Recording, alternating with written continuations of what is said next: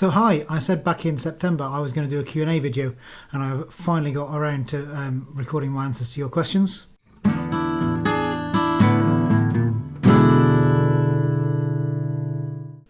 I put it on Facebook. I don't think I put it anywhere else, but I got some responses, quite a lot from my sister. She's helpful like that. So I'm going to go through these and tell you what I think about them.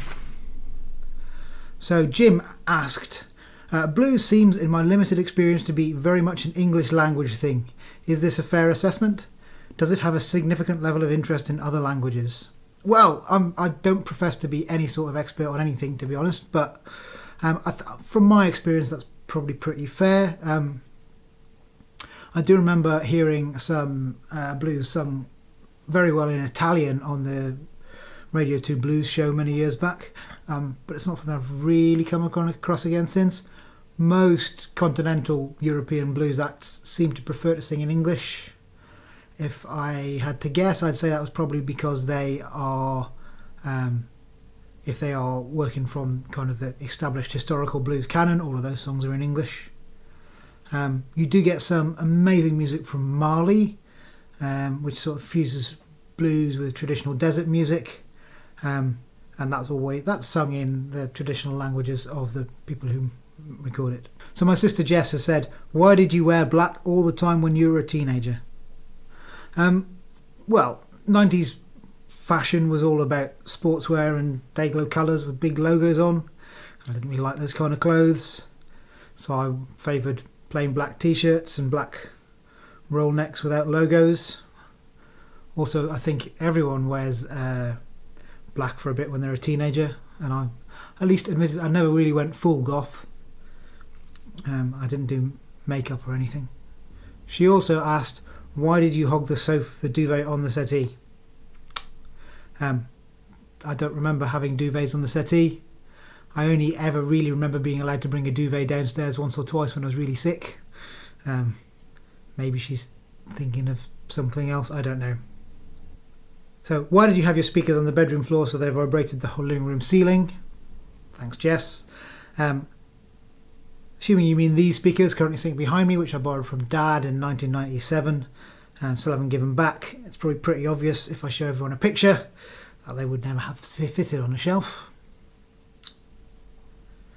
Why did you have Cotton Eye Joe and Spaceman by Babylon Zoo on CD? I would say Cotton Eye Joe is a great song, and in the days before Google I make no apology for the fact that I was unfamiliar with the Bill Monroe version and so bought the German dance remix that was then in the charts. I don't remember ever owning Spaceman, but it was on an advert. It was a hit at the time. I would not feel embarrassed if I had. The more I learn about music, the less I feel there's any difference between music other than personal taste. I used to be very snobby about ideas of authenticity, but these days I think I'm pretty happy to just say there's 12 notes. You can arrange them in different ways. A lot of the rest of it comes down to production. Where do odd socks go?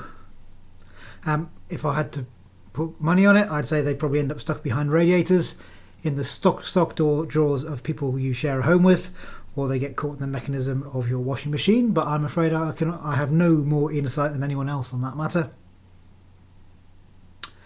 Kay asked, what was the hardest thing you had to overcome when starting 44 Pistol? So I think this was the trickiest question I got, and it's probably the reason I've spent a month thinking about my answers. I'm not sure it applied to us, but where I think most bands get stuck is that transition between being a group of friends who meet in a rehearsal room to practice and being a band who plays in front of people. I think it's always really tempting to just keep rehearsing because things aren't perfect. My solution to that was always just to put gigs in the diary and tell everyone that we needed to be ready for them. Even if that meant things sometimes went wrong on stage. The one problem that I think 44 Pistol never really got over in either lineup of the band, we went through, apart from me, we went through two complete lineups, was that I just wanted to be out gigging more than the other members. I think if we had we'd have a wet night in Coventry playing for 3 people where we all made stupid mistakes, and I don't think it ever bothered me in quite the same way it bothered other people. I was always very grateful to be out there getting paid to do something I really love. Sometimes the pay was even more than we'd spent on petrol, which was nice. Andy asked me, has going full-time musician been what you expected? Well, I wasn't delusional about what I could achieve as a full-time musician. I did think working full-time at it, I'd be able to build up more of a following than I have. But I never really aspired to much more than never being forced to work for a living again. A few years back, sort of 2018, 2019, I eased up on my gigging schedule and started doing the work I do with workshops and schools and youth groups. That meant I could sort of ease up on the 900-mile weekends and spend a bit more time at home with my family. I will say the one thing that really did catch me off guard is how lonely it can get when you're touring as a solo artist. You often end up with time to kill at a festival or in an unfamiliar town, and that's a lot less fun when there's no one to talk to. And that can get quite disheartening. Chris asked, what inspired you to start playing the blues? Well, I mean, I think my journey really starts as a listener. I've always loved blues music, and as a musician, playing what I love is always what's interested me.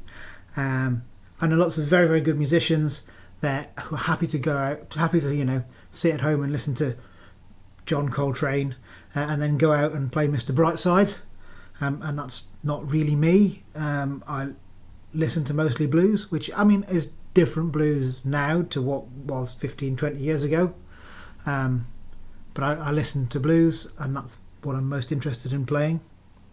I have this really strong memory of a Levi's ad when I was about 7 or 8, where there was a pair of jeans in the fridge and Mannish Boy by Muddy Waters played on the soundtrack.